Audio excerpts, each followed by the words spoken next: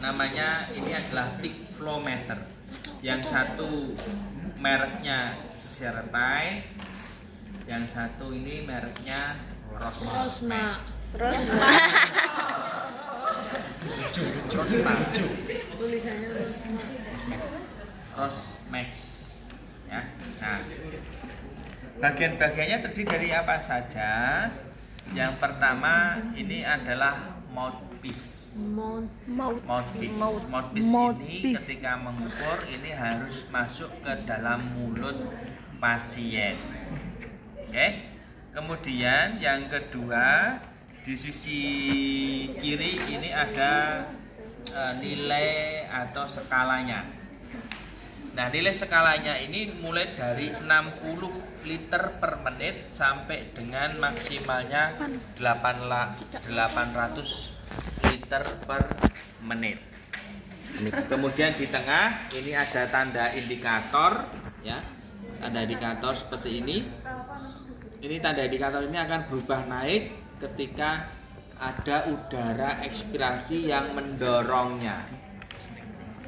Kemudian di sisi kanan ini ada kategorinya.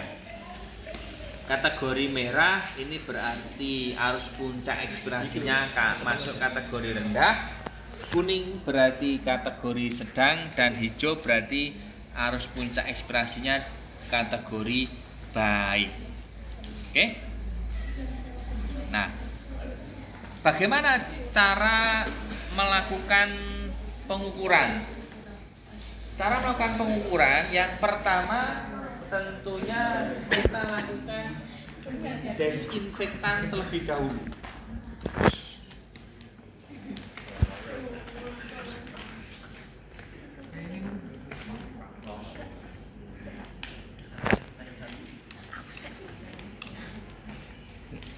Besok-besok nggak tripod aja. aku tripod. Jadi tripod.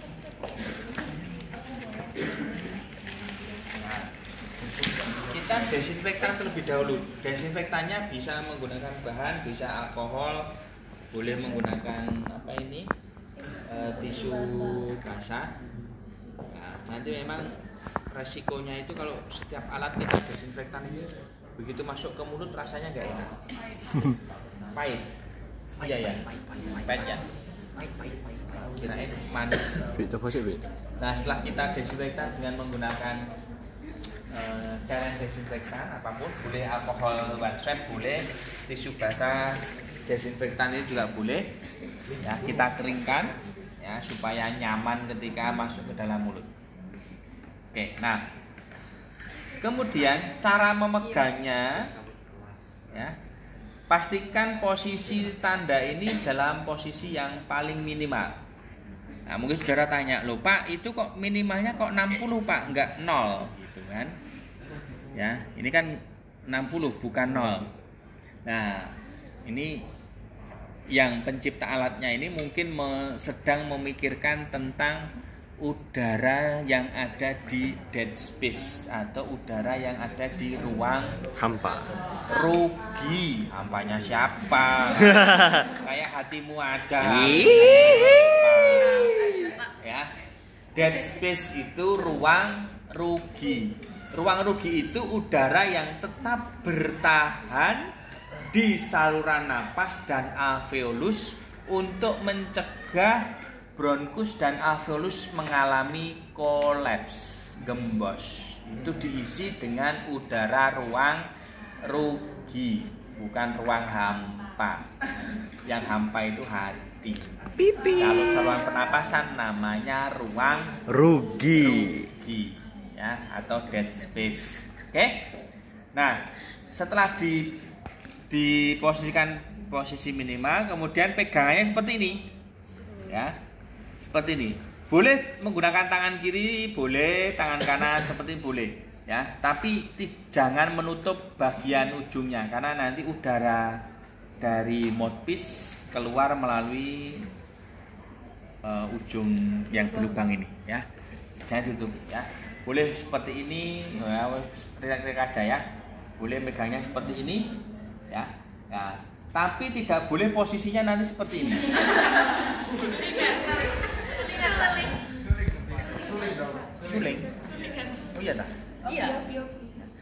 pegangnya seperti ini ya, masuk seperti gini ya, ini.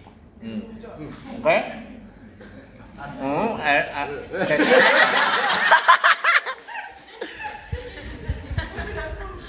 mouthpiece ini harus masuk ke dalam mulutnya si pasien. Itulah kenapa Pak Yoga mengatakan di awal selalu didesinfektan supaya mencegah terjadinya penularan penyakit infeksi nosokomia.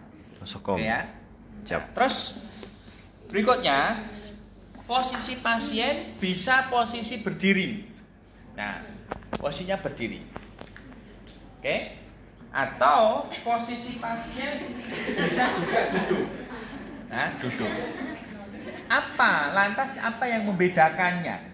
Ketika posisi pasien berdiri ini ketika melakukan manuver, ya, maka membutuhkan keseimbangan berdiri yang stabil. Jikalau nanti saudara mengukur pada pasien riwayat stroke atau pasien dengan riwayat penyakit kelainan gangguan keseimbangan pada susunan secara pusat, maka tidak direkomendasikan posisinya pada posisi berdiri. Ya, termasuk anak-anak juga tidak direkomendasikan pada posisi berdiri, tetapi posisinya adalah duduk tegak. Ya, oke. Kalaupun terpaksa pasiennya itu karena kondisinya, patologinya, ya minimal pasien duduknya bersandar half lying, tetapi bukan duduk yang model sport sitting. Sport sitting itu ini. Ya, karena kenapa seperti ini? Posisi seperti ini itu ekspansi torak ini posisinya terkunci. Apalagi begini sih, tangannya kedotan ini posisi terkunci. Ini napas nggak bisa. Oke, jadi ekspirasi, jadi manuvernya adalah ekspirasi terlebih dahulu. Kemudian tarik napas panjang maksimal, baru dihembuskan. Oke ya, jadi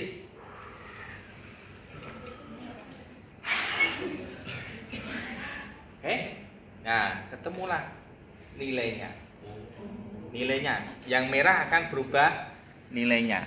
Oke? Nah, manuver ini diulang sebanyak 3 kali. Dicatat, dipilih dan dicatat nilai yang terbaik. Ya, nilai yang terbaik. Oke? Oke. Sampai di sini ada pertanyaan? Belum. Oke. Belum. Ini saya desinfektan lagi. Ya, selesai ya.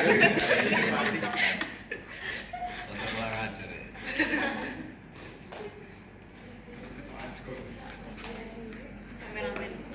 Ada. Oke, nah.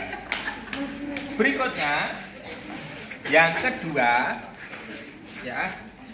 Yang kedua, kita akan melakukan pengukuran volume inspirasi. Jadi yang diukur adalah inspirasinya. Nah, tip spirometri, ya, bentuknya seperti ini. Kadang orang-orang di rumah sakit menyebutnya dengan nama Voldin. Ini adalah nama mereknya. Oh. Generiknya adalah insentif spirometri. Ibaratnya kalau saudara ke apotek, Bu, beli paracetamol, itu nama generiknya. Oh, generik. Tapi kalau Ponstan, Bodrek, Panadol, insentif spirometri ini kurang lebih sama. Yang pertama ini ada mouthpiece. Mouthpiece ini juga harus masuk ke dalam mulut Pasien yang diukur. Oke. Terus berikutnya di tanda yang berwarna kuning ini, indikator yang pertama adalah indikator keberhasilan yang memiliki 3 kriteria. Yang kriteria best, kemudian biskuit better, dan nugget so good. Ya, ini ya tulisannya ya, ada best, better, dan good.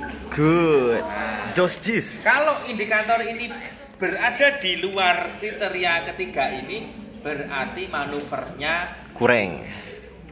bisa menghasilkan nilai yang bias. Bias. Bias. Rancu, hasilnya dipertanyakan. Oke. Bola ini, saya sebut saja bola gitu ya, atau indikator yang berwarna putih ini, tabung yang lebih besar ini berisi dengan seberapa banyak mililiter udara yang terinspirasi, mulai dari 500 sampai dengan 5000 mililiter udara yang terinspirasi. Oke. Nah, sedangkan yang satu ini adalah penanda, hanya untuk menandai berapa tadi nanti ketika saya inspirasi, maka bola yang kuning dia posisinya harus dipertahankan ada di base. Bola yang berwarna putih dia akan naik, kemudian dia akan turun. Setelah naik, inspirasinya selesai, dia akan turun bola putihnya. Nah, pencapaian nilai tertinggi kita beri tanda ini. Oke? Ya. Bisa dipahami? Bisa. Oke, ya. Prosedur persis. Boleh berdiri pada orang-orang tertentu, kategori tertentu, atau duduk. Nah, juga duduknya tadi sudah Pak Doyo jelaskan ya? Sudah. Bukan tipikal duduk yang Sport. support atau duduk senderan gini nih. Ya, ini tidak disarankan. Ya. Oke, nah tegak.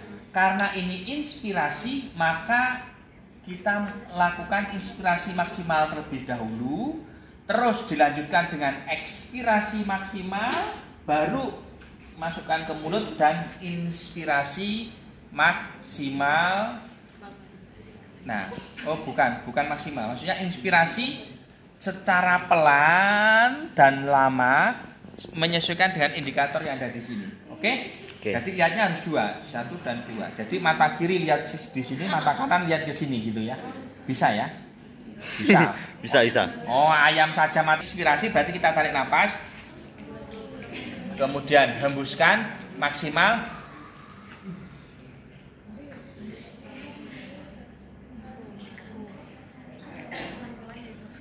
Oke, ketemu 2500. 100. Ya. Jadi karena inspirasi, maka inspirasi terlebih dahulu.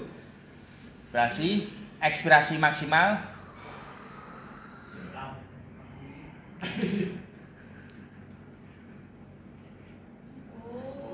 Oke, ketemu 2750. Paham? Nggak lihat tak? Nggak usah diulangi.